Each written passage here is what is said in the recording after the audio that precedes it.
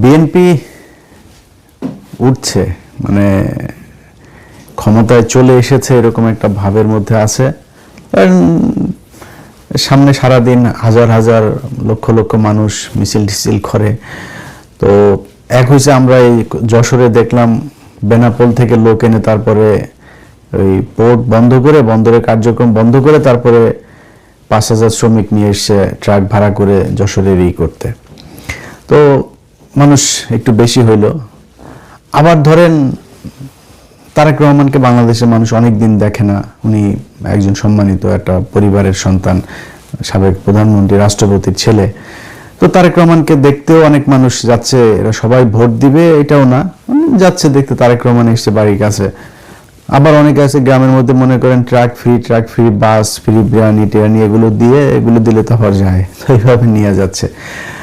এখন ধরেন যে লোকজন সামনে আছে, বাংলাদেশে কয়দিন আগে কোভিড হইল না? কোভিডের সময় আপনার সেনাবাহিনী পেটাচ্ছে লোকজনরে মিরপুর এলাকায়। তো পেটাচ্ছে, এরপরে কিছু লোক আবার ওই সাংবাদিকরা গিয়েছে সেখানে পেটানোর এখানে নিউজ করতে, ওদের বক্তব্য নিচ্ছে ওই লোকগুলোর। ভাই আমারে মারতেছে ভাই সেনাবাহিনীর লোকজন। হ্যাঁ, তো আপনি কি কেন মারছে কেন? বলতেছে বাসায় চলে যেতে বলতেছে, লকডাউন, এই জন্য বাসায় চলে, লকডাউনের সেকেন্ড ডেতে। তো পরে বলতেছে যে তা আপনি আপনার লকডাউনের সময় বাসায় যেতে বলে আপনি বাইরে কেন? তো সে বলতেছে যে লকডাউন দেখতে আসছি।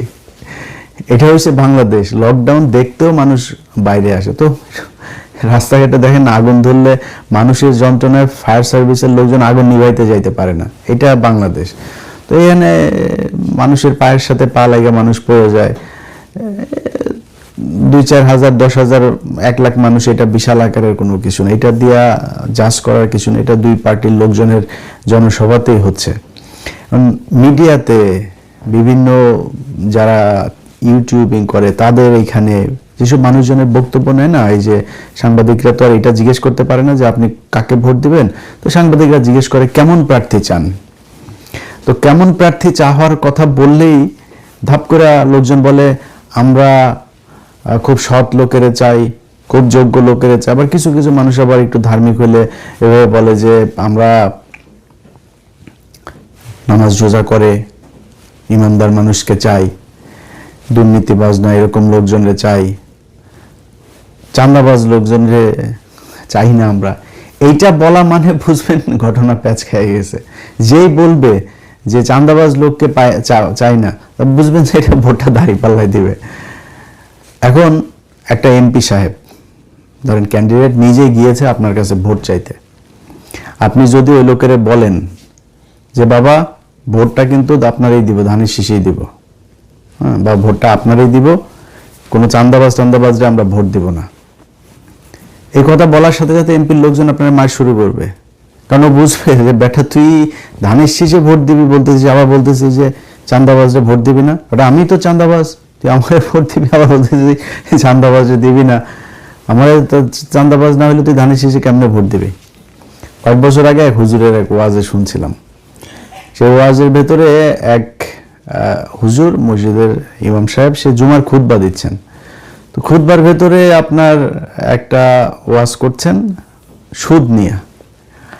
তো সুদ নিয়ে ওয়াজ করছেন, এই ওয়াজের মাঝখানে সে আবার বলতেছেন যে সুদখোর, তার ইবাদত কবুল হবে না, সে মসজিদে আসলেও লাভ নাই, তার ইবাদত কবুল হবে না। আর মসজিদের যে সভাপতি এ তো লাভ দিয়ে উঠছে, লাভ দিয়ে ওইটা কয় হুজুর বাইরন, তুই বাইর তো না, তুই বাইর, নামাজ পড়ানো লাগবে না। মুয়াজ্জিন রে কয় নামাজ পড়াইতে, খুতবা দিতে। হুজুর কি সমস্যা, কি হয়েছে কি? তো আশপাশের লোকজন আবার অন্য কমিটির লোকজন যারা আছে এলাকার গণ্যমান্য লোকজন, ভাই কি হয়েছে, ভাই কি সমস্যা কি? বদমাস, আমি মসজিদের সভাপতি আর বদমাস আমার বিরুদ্ধে ওয়াজ করে। তো ইমাম সাহেব বলে যে, ইমাম সাহেব আসছেন নতুন, বুঝছেন, ইমাম সাহেব বলতেছে যে হুজুর ভাই আমি তো আপনার বিরুদ্ধে কোনো কিছু বলি নাই, হ্যাঁ, আমি তো আপনার নিয়ে কোনো কিছু। তখন ওই সভাপতি হুজুরের কয় বেটা বদমাস, তুই আমার বোকা ভাবছিস, তুই যে সুদখোরের বিরুদ্ধে বলছিস, তুই আমি বুঝি না এটা আমার নিয়ে বলতেছিস। হুজুর কিন্তু জানে না। তো হুজুর বলতেছে, হুজুর এই সভাপতি বলছে, সভাপতি সাহেব আমি যদি জানতাম আপনি সুদ খান তাহলে কি এই ওয়াজ আমি করি, আরো কত ওয়াজ আছে ওগুলি করতে পারতাম। এখন এই সুদখোরের কথা বললে সভাপতির যেমন গায়ে লাগে, চাঁদাবাজ শব্দটা বললেই আপনি বলবেন টেম্পো স্ট্যান্ড, দেখবেন যে বিএনপির লোকজন খেপে যায়। কি রে ভাই সমস্যা কি? টেম্পো স্ট্যান্ড বলছে আপনি খেপেন কেন? চাঁদাবাজ খেপে যায়, আপনি খেপেন কেন ভাই? আপনি চাঁদাবাজ, আপনি চাঁদা না করে থাকলে আপনি খেপবেন কেন? ওরা মনে করে চাঁদাবাজ বলে। মনে করেন যে কেমিস্ট্রিতে আপনি এক অণু হাইড্রোজেনের সাথে আপনি 2 অণু অক্সিজেন মিলাইলেন, এটা অটোমেটিক পানি হয়ে যাবে, এটাতে তো আর করার কিছু নাই। এটাই এখন এদেরকে চাঁদাবাজ বলার সাথে সাথে ওরা বুঝে যে ওরা চাঁদাবাজ। এই যে বুঝার যে জ্ঞানটা বিএনপির হয়েছে, এটাও কিন্তু অনেক বড় একটা বিষয়। তারা বুঝছে যে তারাই চাঁদাবাজ।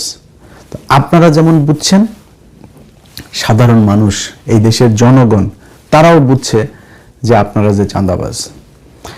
খালি একটা না, বিএনপি আমাদেরকে ধাক্কাইতেছে, মানে আমি আমারটা বলি, আমারে ধাক্কাইতেছে, প্লিজ ভাই আমাদের বিরুদ্ধে যান, আমাদের বিরুদ্ধে বলেন।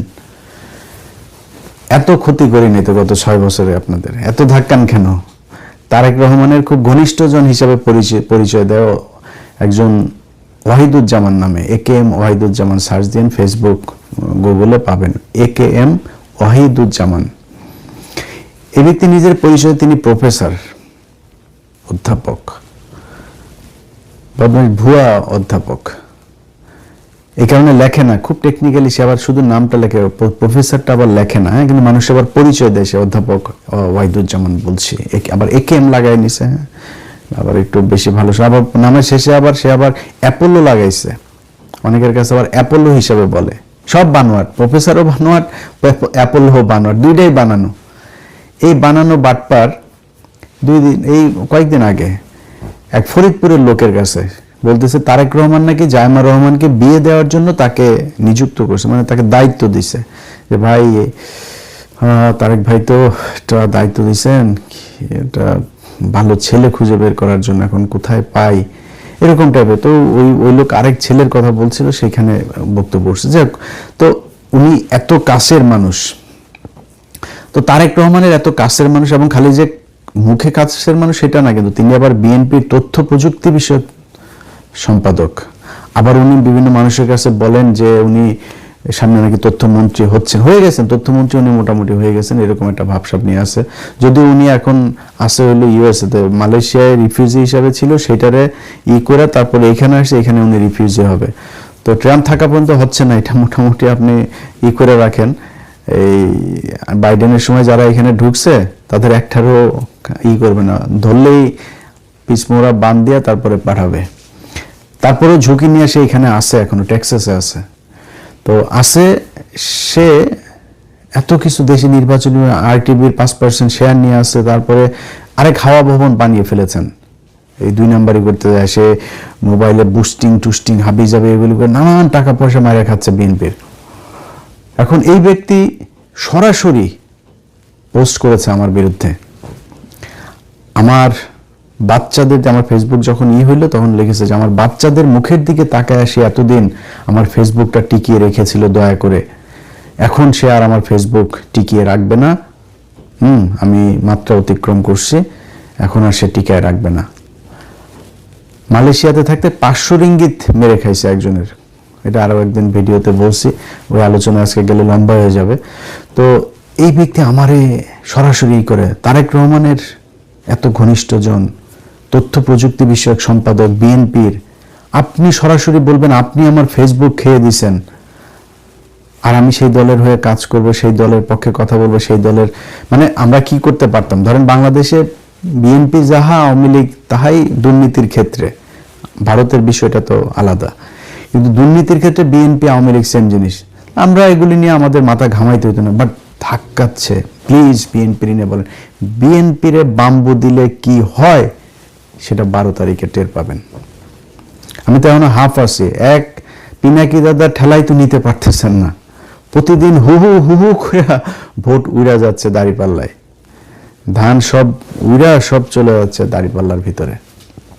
এখন এই হচ্ছে অবস্থা। যাই হোক, এখন বিএনপির ব্যাপার, বিএনপি কেমনে চলবে, কি করবে না করবে, আমাদের কোনো সমস্যা নাই। প্রশ্ন হচ্ছে বিএনপি যেটা করছে এখন, সেটাতে বিএনপির কি হইতে পারে, সামনের ভবিষ্যৎ কি, খুব একদম প্র্যাকটিক্যালি ছোট করে আপনাদেরকে একটু বুঝাই। ধরেন বাংলাদেশে এতদিন দুইটা দল ছিল, কি কি? বিএনপি, আওয়ামী লীগ। ভারতে দুইটা দল আছে, কংগ্রেস, বিজেপি। তারপরে ধরেন যুক্তরাষ্ট্রে এখানে আছে ডেমোক্রেট আর রিপাবলিকান। পাশের দেশ কানাডাতে এখানে আছে কি, একটা হলো লিবারেল আর একটা হলো গিয়ে কনজারভেটিভ। লন্ডনে আছে লেবার পার্টি, কনজারভেটিভ। মানে এরকম পৃথিবীর যেই দেশে যাবেন আপনি, যেই দেশে আপনি গিয়ে দেখবেন যে দুইটা রাজনৈতিক দল। এর বাইরে হাজার হাজার আছে, ওইটা চীনেও আছে। চীনে আপনার অনেকে হয়তো মনে করে যে চীনে বোধহয় নির্বাচন হয় না, চীনে বোধহয় একটাই দল, এরা মনে হয় এরা ই করে। চীনে নির্বাচন হয়, চীনে বিরোধী দলের অনেক দল এখানে নির্বাচন করে, ওদের নিজেদের দল আর কি। হাসিনা যেরকম ডামি নির্বাচন করেছিল, এরকম টাইপের নিজেরা বানায়া বুঝায় যেটা নির্বাচন হইলো। কিন্তু ওরাও জানে ওরা ক্ষমতায় আসবে না, এরাও জানে ওরা ক্ষমতায় আসবে না, দুই দল মিলে টিলে একটা পাতানো নির্বাচন করে। কিন্তু যেটা কম্পিটিশন বলে, পৃথিবীর কোনো দেশে নাই যে তিনটা দল একসাথে যায়। মানে 5-6টা তো পরের কথা, 3 দল একসাথে প্যারালালি স্ট্রং হয়ে কখনোই চলে না। এখন আমরা গেল এই কয়দিন ধরে যা কিছু দেখছি, ধরেন বিএনপি কি চায়? আওয়ামী লীগ নিষিদ্ধ চায় না, নিষিদ্ধ আমরাও চাই না। আওয়ামী লীগের নিষিদ্ধ করার দরকার নেই, আওয়ামী লীগের বিচার করলেই সোজা হয়ে যাবে। সামনে আওয়ামী লীগ আবার দল রাজনীতি করলেও সোজা হবে, আবার এখন যারা স্বৈরাচার হইতে চায় তারাও সোজা হবে, ভবিষ্যতে কেউ হইতে চাইলে তারাও ওইটা থেকে একটা লেসন পাবে। তো আমরা দরকার নেই তারে ব্যান করার, বিচার করেন। বিচার হয় না। আজকে এক এসআই দেখলাম এই সাভারের ঘটনায়, সে দাপায় কাঁদতেছে। আমার খুব মানে হৃদয় স্পর্শী মনে হয়েছে, যে আমার কাছে মনে হচ্ছে যে লোকটা সে বিডিআর এর মতো যেরকম কিছু লোকজনের উপরে দায় চাপিয়ে দেওয়া হয়েছে, ওরকম একটা নাটক এখানে সাজানো হয়েছে কিনা। যদি হয়ে থাকে জজ সাহেবকে বলবো, আল্লাহর রাস্তে জাউরামি করেন না। আপনাদেরকে আল্লাহ এই দুনিয়ার মধ্যে মানে এখানকার সেমি প্রতিনিধি হিসাবে আপনাদের একটা দায়িত্ব দিয়েছেন, দায়িত্বটা ঠিক মতো পালন করেন। নাইলে আপনাদের মতো এরকম কত বিচারককে দেখলাম এই গাজীপুরে ওই আগার গায়ের বৃদ্ধাশ্রমে এরকম করে কুদতে থাকে, বুঝছেন? তো কোতাকুতি করার আগে ভালো হয়ে যায়, আল্লাহ ভালো কিছু করবে। যাই হোক, এখন এই বিএনপির যে ইয়েগুলো আপনার মানে বর্তমান যে পরিস্থিতিটা, এই পরিস্থিতিতে তারা আওয়ামী লীগকে নিয়ে আসছে যে আমরা তাদেরকে চাই, সরাসরি ভোট চাচ্ছে। ক্ষমতায় গেলে তারা তাদের সব মামলা তুলে নিবে, মহাসচিব বলছেন এটা, সব মামলা তারা ক্ষমতায় গেলে তুলে নিবে। জুলাইতে আপনি তো আন্দোলন করেন নাই, আপনারা আন্দোলন করেন নাই, বিএনপির অনেক মানুষ আন্দোলন করেছে, কিন্তু আপনি মহাসচিব আন্দোলন করেন নাই, আপনার দল আন্দোলন করে নাই। আপনার দল সরাসরি বলেছে আমরা এই আন্দোলনের সাথে নাই। আপনি নিজে একদম সরাসরি এই মির্জা ফখরুল ইসলাম আলমগীর বলেছে। তারেক রহমান হয়তো ছিল, বিএনপির মানুষ হয়তো ছিল, কিন্তু ফখরুল ছিল না। তো তারা আজকে সরাসরি নায়ের পক্ষে অবস্থান নিয়েছে। হাদিরে নিয়ে কথা বললে তাদের গায়ে জ্বলে। তারেক রহমান নিজে বলেছে হায়ের পক্ষে তারা, তারপরেও এখনো প্রতিদিন ওপেনে বিএনপির লোকজন নায়ের পক্ষে ভোট চাচ্ছে। কেন চাচ্ছে? কারণ তারা চায় তারা আবার হাসিনার মতো 15 বছর থাকবে। আরে বেটা, এখানে জুলাই সনদটা যদি পাশ হয়, একজন মানুষ 10 বছর প্রধানমন্ত্রী থাকতে পারবে না। আপনার কি মনে হয় তারেক রহমান এখন থেকে টানা, এবার যদি মনে করেন ক্ষমতায় আসো, আল্লাহ যদি মানে হাতে ধরে যদি দেয়, আসো, তারপরে পরপর 2বার থাকবে, আরো পরের বারও আসবে? সময় দেন। এবার যদি মনে করেন আসলো, মাঝখানে আরেকটা দল আসবে, পরের বার জামাত আসলে তারপরে আবার আপনারা আসেন। তো 15 বছর। তারেক রহমানের এখন বয়স কত হিসাব করছেন? তারেক রহমান তো এমনিতেই 10 বছরের বেশি পাবে না। যদি 2-3টা নির্বাচন হয় 15 বছর যাবে। তো তারেক রহমানের মেয়ে আছে না, সেও তো রাজনীতির মাঠে আছে, সমস্যা কোথায়? সে প্রধানমন্ত্রী হবে, তারেক রহমানের মেয়ের মেয়ে হবে, সমস্যা নাই। আপনি 10 বছরের বেশি হইতে হবে কেন? তারেক রহমানের ওয়াইফ আছে, সে হইতে পারে, তার আরেক ভাইয়ের বউ আছে, সে হইতে পারে। ওনাদের 10 বছর এটা হবে না, আনলিমিটেড সময়। হাসিনার মতো এরকম একটা কিছু করে আবার দীর্ঘদিন ক্ষমতায় থাকতে চায়, এরকম একটা পরিস্থিতি তৈরি। করবে না। তারপরে ওই হানে সনদের এগুলি আপনারা সবাই জানেন, না জানলে এগুলো দেখে নিয়েন, সরকারের ইয়েতে আছে। তো এগুলো সব কিছুতে তাদের না, সবচেয়ে বড় সমস্যা হলো আওয়ামী লীগের লোকজনকে তারা সরাসরি তাদের ভোট দিতে বলছে, তারা তাদের ভাই ভাই তাদেরকে পাশে নিয়ে এখন নির্বাচন করছে। এগুলি আমরা দেখব। জামাতের আমির শফিকুর রহমান 2 দিন আগেও খুব মেজাজ খারাপ হয়েছে শফিক ভাই আপনার উপরে, আবার আপনি যে আপনার হ্যাক হয়েছে এটারে বলেছেন, আপনি মাফ করে দিলেন। আমি বিচার চাই, বিচার করতে হবে।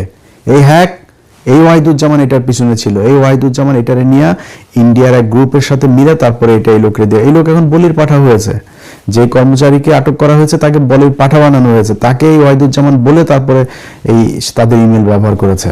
সেই লোক জানেও না যে ইমেল দিয়ে তারা কি করছে, তার কাছ থেকে পারমিশনটা নিয়ে তারপরে করেছে। তো এই সেই লোক ভয় দিয়েছে, সামনে মনে করছে আবার বিএনপি যদি ক্ষমতায় আসে আমার আবার কি করে দিয়েছে, তারা এখন বলির পাঠা বানিয়ে দেওয়া হয়েছে, অথচ তাকে ধরা হচ্ছে না। শফিক ভাইরা যদি আরেকটু যদি স্ট্রং হইতো তাহলে এগুলো সব বের হয়ে আসতো।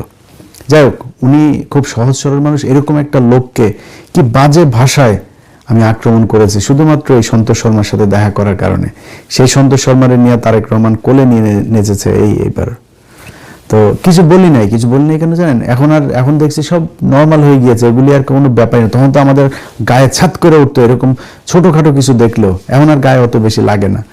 কিন্তু যেই ওপেনে নেকেড আপনারা আওয়ামী লীগের ভোটের জন্য যেই কাজটা শুরু করেছেন, এটার রেজাল্ট কি হবে সেটার আপনার বাবাও দেখে গিয়েছে, আপনার মাও দেখে গিয়েছে, আপনিও দেখবেন। আপনার বাবা 1981 সালে আপনার বাবা মারা যাওয়ার ঠিক 17 দিন আগে শেখ হাসিনাকে নিয়ে এসেছিল সবকিছুর সাথে উদারতা দেখাইতে নেই। বাঘেরে আপনি উদার করে তারপরে যদি মনে করেন ছাগলের ইয়ের মধ্যে নিয়ে দেন, বা আপনি নিজে বেড নিয়ে যায় বাঘের ইতে ঘুমাইলেন, আপনার খাবে। আপনি সাপ আয়না ঘরের মধ্যে আপনার লেপের ভিতর ঢুকায় তার উদারতা দেখাইলেন, কামড় দিবে আপনারে। আপনি হাসিনাকে নিয়ে আসলেন, আমরা বহুদলীয় গণতন্ত্র করব, ওরা তারপরে নিয়ে আসলেন। হাসিনা কি জিনিস 17 দিনের মাথায় দেখাই দিয়েছে। এই সজীব ওয়াজেদ জয় মদ খেয়ে এক মেয়েকে নিয়ে এই জাহাঙ্গীর গেটে আপনার গাড়ি অ্যাক্সিডেন্ট করে, আইল্যান্ডের মধ্যে মেরে দেয়। তারে পুলিশ চেয়েছে, তখন এই গুলশানের আপনার একজন ডিসি ছিল, তো সে আপনার চেয়েছিল যে এরা করতে, আটক করেছিল, পুলিশ আটক করেছিল রাতের বেলা। তারপরে খালেদা জিয়ার কাছে শেখ হাসিনা ফোন করে বলেছে, তখন শেখ হাসিনা খালেদা জিয়ার সাথে সাথে আবার পুলিশকে করেছে ওনার লোক দিয়ে, যে আমরা এই পারিবারিক এই নোংরাগুলো নিয়ে টানতে চাই না। আপনার ছেলে যদি আটক হইতো এইভাবে, তাহলে হাসিনা ঠিকই ওই দিন সব মিডিয়ারে ডেকে ওটারে নিয়ে নিউজ করাইতো, ছবি ভিডিও টিডিও করায়। আপনি করেন নাই। অতএব হাসিনার সাথে উদারতা খালেদা জিয়া যা যা দেখিয়েছে, 21শে আগস্ট গ্রেনেড হামলা বারবার বলেছে। ওই যে রেজ্জাকুল হায়দার তখনকার ডিজিএফআর মহাপরিচালক, তিনি বলেছেন যে ম্যাডাম হাসিনাকে আটক করতে হবে, কারণ সেই কনস্পাইরেসির সাথে জড়িত পুরো নাটক। এই রেজ্জাকুল হায়দার, তারপরে তখনকার এনএসআই মহাপরিচালক মেজর জেনারেল আব্দুর রহিম, ওনারা বুঝে গিয়েছিলেন, ওনারা চেয়েছিলেন হাসিনাকে আটক করতে, করে তারপরে বিষয়গুলি করতে। খালেদা জিয়া বলছে না, দরকার নাই, এটা নিয়ে খামাখা আমরা ঝামেলায় যেতে চাই না, ও যা করছে। এত উদারতা দেখানো ভালো না। এবার আপনার অবস্থাটা যেটা হবে, সেটা খালি আপনার বাবা মায়ের মতো এটা না, আপনার মাকে তো যে নির্যাতন করেছে, জেল খাটিয়েছে, স্লো পয়জনিং করেছে, যা যা করেছে এটা তো দেখলেনি। আপনাকে শুধু শাস্তি ওই দিকে কোন দিকে হবে সেটা না, আপনার এই দল থাকবে না। বিএনপি বলে বাংলাদেশে কোনো রাজনৈতিক দল থাকবে না। যেই জায়গায় এই মুহূর্তে বিএনপি আছে সেই জায়গায় যদি তারা কন্টিনিউ করে, কিভাবে করবে হবে না আপনারা বলি। ধরেন বিএনপির একটা রাজনৈতিক দর্শন আছে বা থাকা উচিত, জামাত ইসলামের একটা রাজনৈতিক দর্শন আছে, বামেদের একটা দর্শন আছে, আওয়ামী লীগের একটা দর্শন আছে। আমাদের গেল 54 বছরে এই বাংলাদেশের ইতিহাস সম্পূর্ণ written by Awami League, written by India. এটার প্ল্যানিং, এটার এডিটিং যা যা আছে সবকিছু ইন্ডিয়া আওয়ামী লীগ মিলে করেছে। বিএনপি একবার ক্ষমতায় এসেছিল 91-এ, তখন কিন্তু তাজা একটা ইতিহাস তৈরি করা যেত। বিএনপি যায় নাই সেই রাস্তায়। বিএনপি